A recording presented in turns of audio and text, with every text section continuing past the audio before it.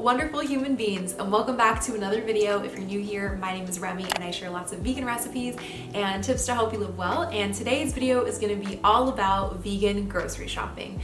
This is the first video in my Plants Please series, which is basically a series that I've created to help you incorporate more plants into your diet, eat more plants, transition into a vegan or plant-based diet if that's something you're interested in doing, and share with you all the things that I wish I knew when I went vegan 6+ years ago. I'll be putting out YouTube videos through the entire month of January, but if you want to, you can also sign up to my newsletter, which will be specifically for this Plants Please challenge, and you'll get everything delivered to your inbox along with free downloadables like a printable grocery list that I created just for you guys and goes hand in hand with this video. Link for that is in the description box below. It's completely free and designed to help you eat more plants. So when it comes to vegan grocery shopping, if it's something that's new to you, your cart may look very different in the beginning. I think that at first you're gonna look for foods to replace the meals that you already eat because it's familiar, it's comfortable, and it's what you know. So that is a great way to start, and there are so many vegan alternatives available at the grocery store. It's 2021.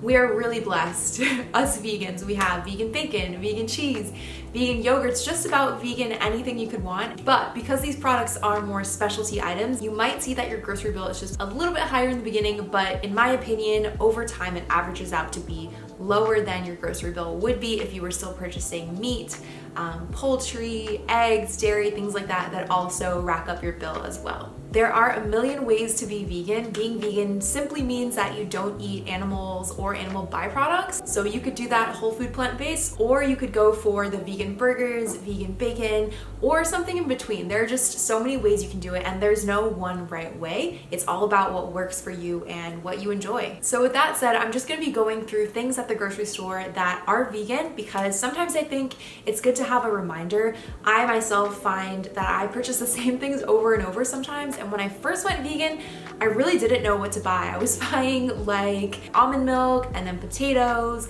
and then broccoli and potato chips, and I had no idea what I was doing. So something like this would have been super helpful for me just to get a sense for what the options are. And to be honest with you guys, the options are endless. I know that it may seem like going vegan means there's so many things you all of a sudden can't eat. Going vegan actually opened my eyes to a lot of the plants and plant-based foods that I was kind of neglecting or just had never tried before. I actually never tried avocado before going vegan because I just wasn't into it. There were other things that I was used to eating and I never thought to give it a shot, but now I'm eating things like sapote and Buddha's head fruit. There are just so many varieties of plants, so we'll get into all of that. I'm gonna walk you through the way I grocery shop, and then I'll go through the different categories of items and things to look out for, some of the staples that I like to have on hand, and share how I think it's helpful to think about vegan grocery shopping. And remember, everything I'm sharing in this video is purely a suggestion, and it by no means is the entirety of vegan foods available.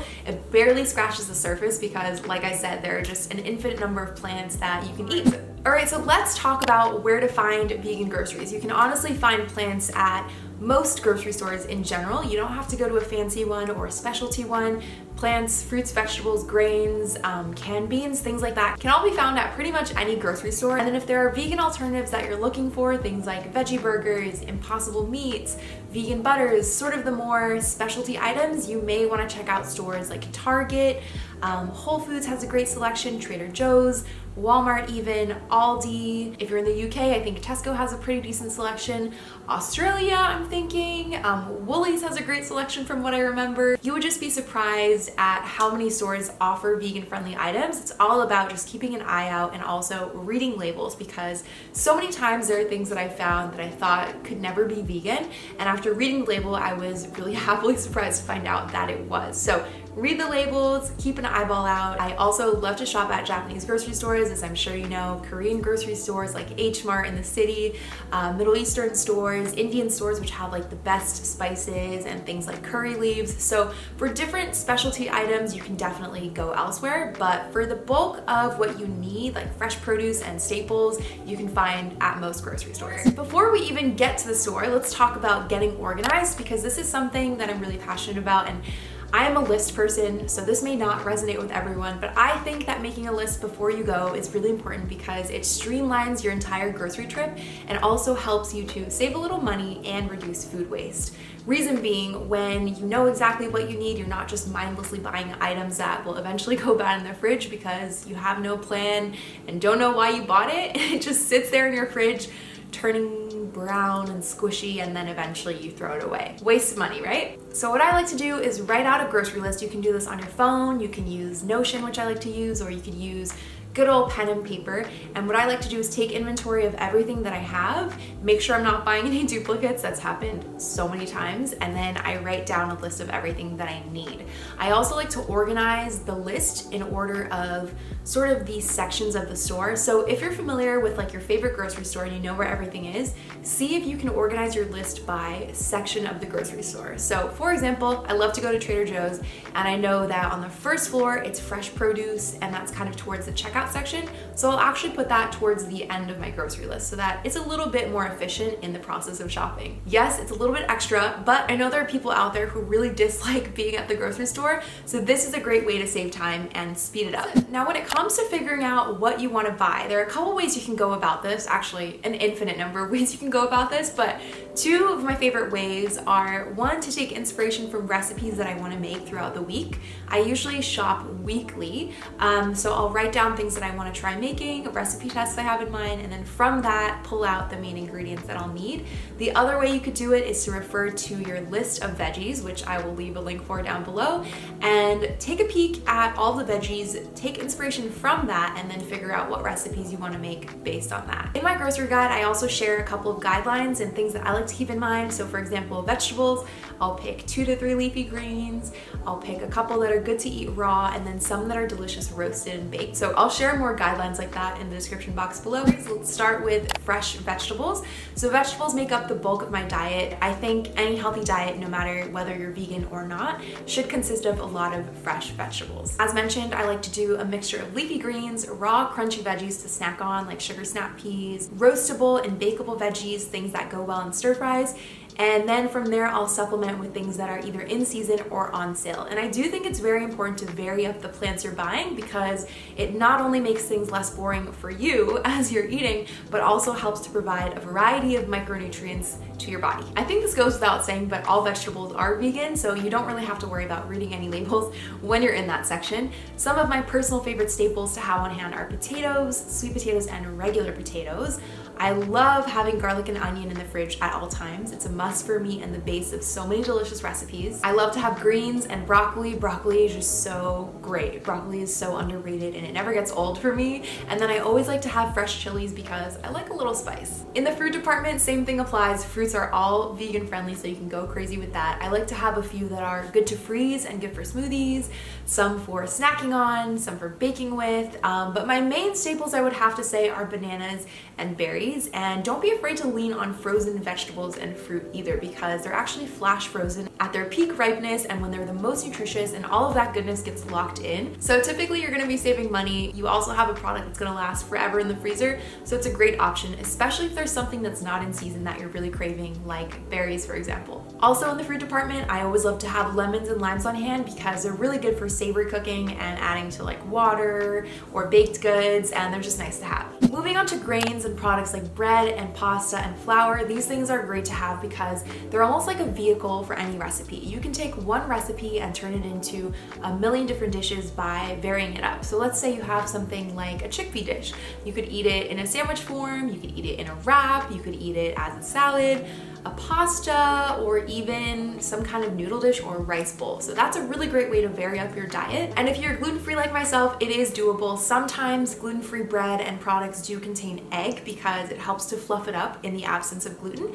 But check the ingredients because nowadays there are tons of vegan and gluten-free friendly products. Other things you want to look out for are pastas made with egg, but to be totally honest with you, I think that's actually more rare because I have personally not seen many egg-based pastas, especially on the shelves. So just read the ingredients, but you don't have to worry too much about that. Bread, sometimes there'll be milk or butter or eggs, kind of like an egg wash. if it's a more sweet and fluffy bread, something like a brioche. But when it comes to sliced bread, the main thing you want to look out for would have to be honey, because a lot of times people do like honey wheat breads. So just keep an eye out, check the ingredients, but it shouldn't be hard to find vegan products like that. Some of my staples are rice, gluten-free pastas. I really like legume-based pastas because they are gluten-free and also higher in protein.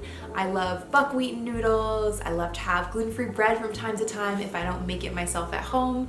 And tortillas are also always awesome to have. Oh, I almost forgot rolled oats.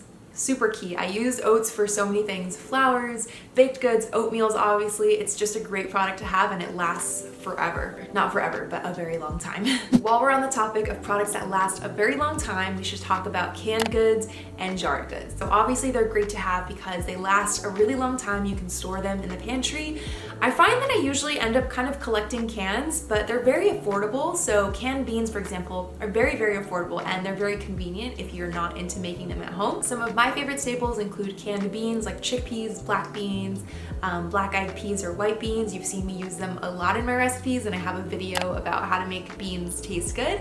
I also love canned corn, canned tomatoes for like Indian and Italian cooking, tomato paste, and coconut milk. Coconut milk is so key and I love to use it, especially when I'm making curries and stews. Also, a good marinara sauce is lovely to have on hand alongside vegetable broth, which is a very versatile cooking ingredient. Next, let's talk about plant protein. Hopefully in 2021, we all know that it is possible to get in protein on a plant-based diet. Not only that, but we have options. So like I mentioned at the beginning of the video, there are more whole food options like legumes, for example. Even things like pumpkin seeds have tons of plant protein, or vegan meat alternatives and proteins. So on the legume side, things like beans, lentils, pulses, they're all great to have and you can either get them canned or dried and make them at home. They're usually pretty affordable. They're some of the best and most affordable plant-based foods in the world. And then on the other hand, we have our plant-based meat alternatives. So these are things like vegan bacon, Beyond Burgers, Impossible Burgers, vegan chicken nuggets, vegan chicken tenders, and then tempeh and tofu, which are soy-based products and a little bit less processed. So it all depends on preference. I personally think there's nothing wrong with having both or a good balance of either. It's just, yeah, personal preference. And again, when I first went vegan, I relied heavily on those items until I got a little bit more familiar and was willing to experiment with learning to cook tempeh and tofu. Another important category of alternatives is dairy. So I think this is actually an interesting category because people who aren't vegan are most open to plant-based milks.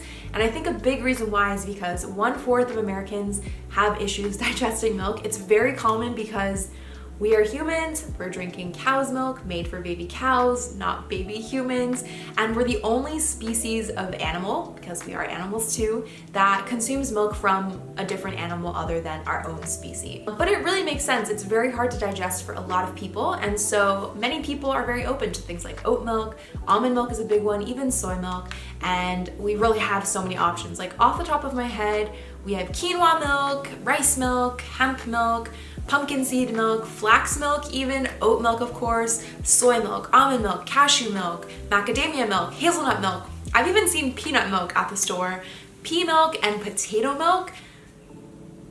We have options to choose from. So dairy-free, I would say, is pretty easy nowadays. We also have amazing substitutes like cheese, butters, cream cheese, sour cream, yogurt, whatever you could want, we have it for the most part.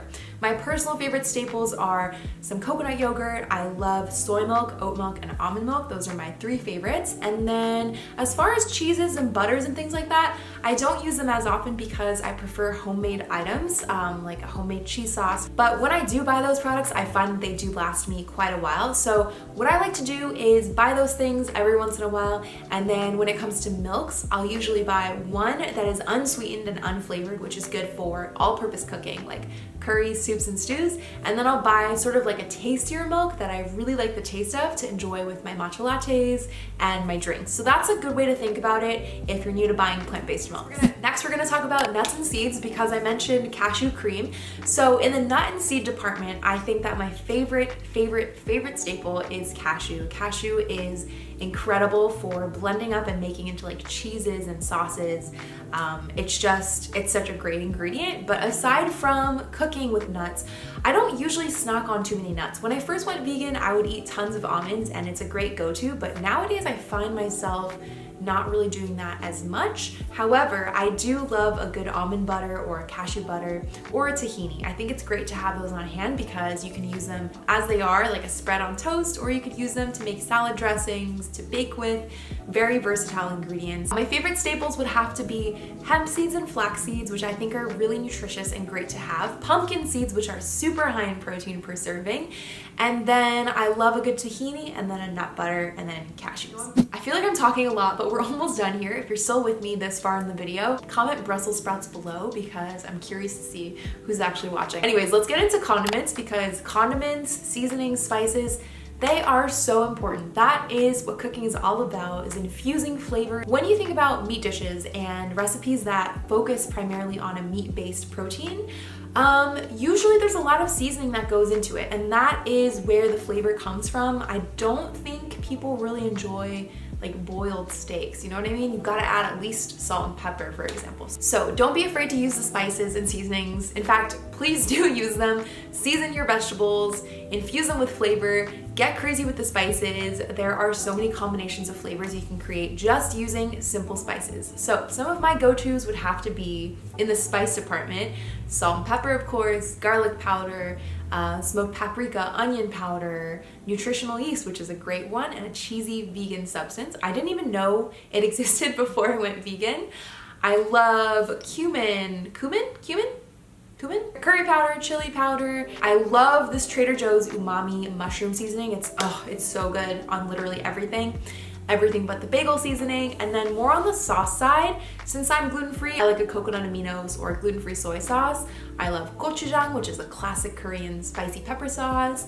I love miso paste, and I would recommend some basics like vegan mayonnaise if you're starting out, barbecue sauce, hot sauce. I mean, most condiments are vegan friendly. Just look out for dairy in certain items. And remember, if you have favorite seasoning combinations or ways to cook shrimp, for example, or seafood, like let's say you make a really delicious seafood dish with Old Bay, you can do the same thing with cauliflower or with mushrooms or even like a faux vegan seafood alternative. Use the same seasonings and enjoy the same meals, just with plants instead. Last but not least, I want to talk about the fun stuff. Miscellaneous items like baking products, desserts, snacks, ice cream, all of that stuff exists and it's incredible. I do a lot of taste tests for those things on Instagram. I think it is important to have a healthy balance. Like a lot of people when they're first going vegan eat seriously just plants, like just salad. And I do think it's important to find snacks that are appropriate and are vegan friendly if snacking is something you usually do. Don't switch up your diet completely just because you're going vegan. Start slow, transition, or just incorporate 2 to 3 vegan meals a day. I think there's so many ways you can go vegan. It doesn't have to be cold turkey, and that's a terrible pun, actually. On the topic of veganism, can we find something new? How about cold tofu? You don't have to go cold tofu vegan, okay? No, but really, you don't have to do things in an extreme way. In fact, if you're watching this video for plant-based inspiration, maybe you have no plans of going vegan at all, and that's also okay. What you can do is use this grocery list as inspiration to find some alternatives for specific items. Like you could start with cheese and substitute it with vegan cheese instead. You could swap out your meat, or you could swap out just your dairy. Do what works for you. Use this guide to your advantage, make it yours. Above all, I think we can all agree that incorporating more vegetables and more plants into your diet is a good thing no matter what kind of diet you subscribe to. So please eat more plants, keep an open mind, and do what's best for you. Again, I'm gonna leave a link to the free downloadable grocery list in the description box below, and it'll also sign you up to my Plants Please program. I'm so excited about this. I've been working on these videos for a very long time, and I just hope it's helpful for anyone who is either vegan already to kind of level up your vegan game, or anyone who's just curious, plant curious, if you will. All right, thank you so much for watching. Give this video a big thumbs up if you enjoyed it. If you found it helpful and you want to see more like this, stay tuned and subscribe with the bell notification on, because I will be putting out new videos every single week. I have some coming up like my vegan story, some vegan snack videos, homemade snacks and store-bought snacks that I like, essential kitchen tools, and all that good stuff. So don't forget to subscribe. Thank you so much again for being here. I'm so grateful, and I hope your year is off to a great start. Bye.